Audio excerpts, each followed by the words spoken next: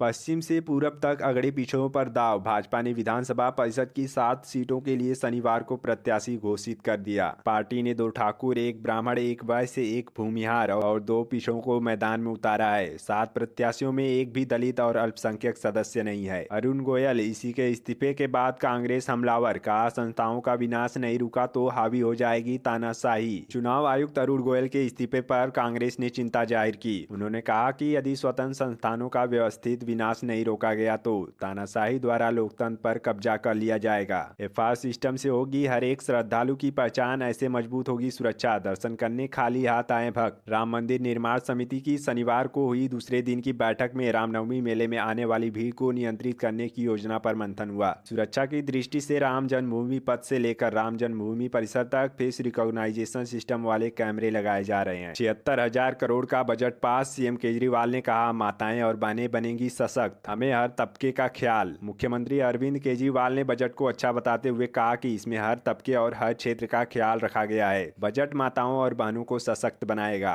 पश्चिम बंगाल में पहली बार रामनवमी पर होगी छुट्टी, राज्य सरकार ने जारी की अधिसूचना। महाराष्ट्र में आज स्वराज आश्रम जाएंगे राहुल गांधी। 12 मार्च को कांग्रेस पार्टी की गारंटी की करेंगे घोषणा। आरक्षण से जुड़ी एक बड़ी खबर सामने आ रही है। सॉलिसिटर जनरल तुषार मेहता बोले महिलाएं पुरुषों से श्रेष्ठ, आरक्षण जैसे सहारे की कोई जरूरत नहीं। मेहता ने कहा कि मेरा मानना है कि जो महिलाएं पुरुषों के बराबर बनना चाहती है उनमें महत्वाकांक्षा की कमी है, क्योंकि आप पहले से ही पुरुषों से आगे हैं। राजस्थान में आज से 2 दिन नहीं मिलेगा पेट्रोल और डीजल। पेट्रोल पंप संचालकों की प्रदेश व्यापी हड़ताल। पेट्रोल और डीजल पर वैट कम नहीं किए जाने को लेकर राजस्थान पेट्रोलियम डीलर्स एसोसिएशन ने आज से 2 दिन पेट्रोल पंप बंद रखने का निर्णय लिया है। प्रदेश में 2 दिन 10 से 12 मार्च तक पेट्रोल पंप बंद रहेंगे। गैस सिलेंडरों की कीमत कम करने पर कांग्रेस ने भाजपा सरकार पर साधा निशाना, कहा लोगों को किया जा रहा गुमराह। लोकसभा चुनाव में महिलाओं की सहानुभूति प्राप्त करने के लिए भाजपा सरकार ने गैस सिलेंडर की कीमतों में 100 रुपए कम करके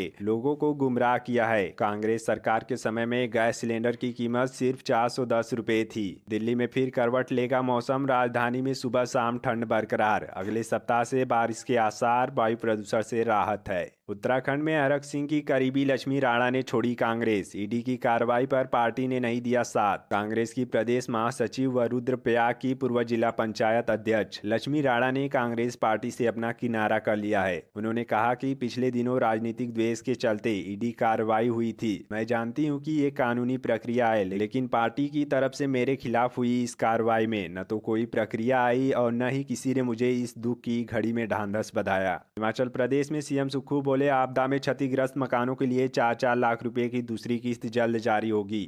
मुख्यमंत्री सुखविंदर सिंह सुक्खू ने कहा कि सरकार की ओर से जारी विशेष राहत पैकेज से अब तक 22,000 आपदा प्रभावित की वित्तीय सहायता दी गई है। सरकारी बैंकों को गोल्ड लोन रिव्यू करने का आदेश। रिपोर्ट्स में दावा 2 बैंक के लोन प्रोसेस में गड़बड़ियां मिली। आईआईएफएल पर कार्रवाई कर चुका है आरबीआई। राजस्थान के 3 पूर्व मंत्रियों विधायकों ने ज्वाइन की बीजेपी। मुख्यमंत्री की मौजूदगी में शामिल हुए। समर्थकों की पार्टी ऑफिस में जमकर नारेबाजी। शरद पवार ने पहले कैंडिडेट का नाम घोषित किया। सुप्रिया सुले बारामती से ही चुनाव लड़ेंगी। यहीं से अजीत की पत्नी के चुनाव लड़ने की अटकलें लगी हैं। तृणमूल कांग्रेस के लोकसभा चुनाव अभियान का आज आगाज। कोलकाता में ममता की मेगा रैली। टीएमसी नेता बोले बीजेपी राज्य की सभी 42 सीटें हारेगी। तमिलनाडु में डीएमके कांग्रेस के बीच सीट शेयरिंग फाइनल। स्टालिन ने 2019 का फार्मूला अपनाया, कांग्रेस को 9 सीटें दी। आजमगढ़ से पीएम मोदी ने 15 एयरपोर्ट का किया उद्घाटन। कहा 2047 तक देश को विकसित बनाने के लिए तेज गति से दौड़ रहा हूं, देश को दौड़ा रहा हूं। प्रधानमंत्री नरेंद्र मोदी का आज यूपी में दूसरा दिन। रविवार दोपहर 11:45 पर पीएम आजमगढ़ पहुंचे।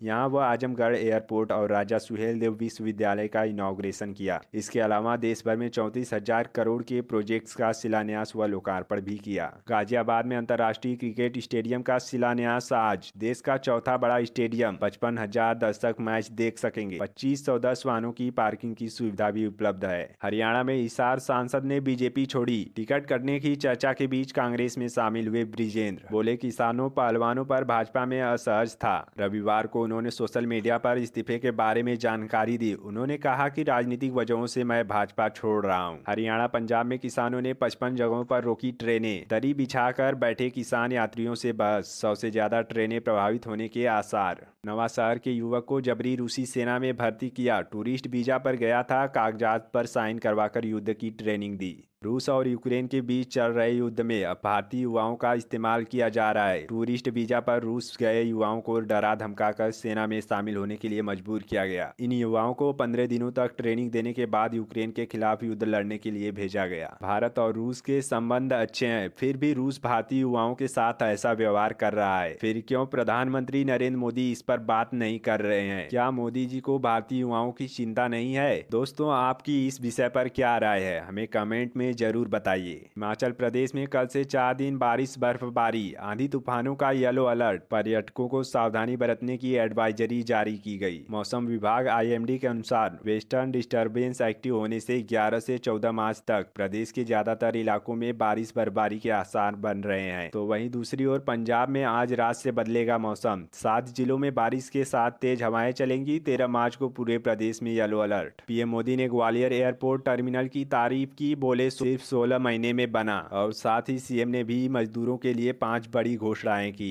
छत्तीसगढ़ के 43 BJP नेताओं को Y+Y और X कैटेगरी की सिक्योरिटी। बीजापुर जिला अध्यक्ष ने गृह मंत्री शाह को लिखी थी चिट्ठी, नक्सली हमले की जताई थी आशंका। बीजेपी का गढ़ बनी पश्चिम चंपारण सीट, प्रकाश झा ने भी झोंकी थी ताकत, लोगों ने नकारा। संजय जायसवाल लगा चुके हैं हैट्रिक। लोकसभा चुनाव का ऐलान कभी भी हो सकता है, पार्टियों ने भी कमर कस ली है। हर सीट पर आकलन हो रहा है। बात बिहार के पश्चिम चंपारण लोकसभा सीट की करे तो फिलहाल यहां बीजेपी का कब्जा है। दिल्ली जल बोर्ड प्लांट के बोरवेल में गिरा युवक, 40 फीट अंदर रात 1 बजे से फंसा। रेस्क्यू टीम बोली अपने आप नहीं गिरा होगा। लालू के करीबी सुभाष यादव गिरफ्तार, रेड में मिले 2 करोड़। दिन भर की छापामारी के बाद ED ने देर रात किया अरेस्ट। बालू कारोबार के दस्तावेज जब्त कर लिए गए। दिल्ली में केजरीवाल की महिलाओं से आपको वोट देने की अपील, बोले अगर पति मोदी मोदी बोले तो उन्हें रात का खाना मत देना। भारत बोला UNSC में सुधार के लिए और कितना इंतजार, कहा 25 साल बीत गए, अब बदलाव नहीं आया तो खतरे में पड़ जाएगा संगठन। भारत ने एक बार फिर से UNSC में बदलाव की मांग उठाई है। मध्य प्रदेश में हर 10वां, राजस्थान में 12वां शख्स शेयर निवेशक। 16 करोड़ से ज्यादा लोग शेयर बाजार में लगा रहे हैं पैसा। इनमें 22% महिलाएं हैं। 50% हिस्सेदारी सिर्फ 5 राज्यों महाराष्ट्र, UP, गुजरात, राजस्थान और मध्य प्रदेश की है।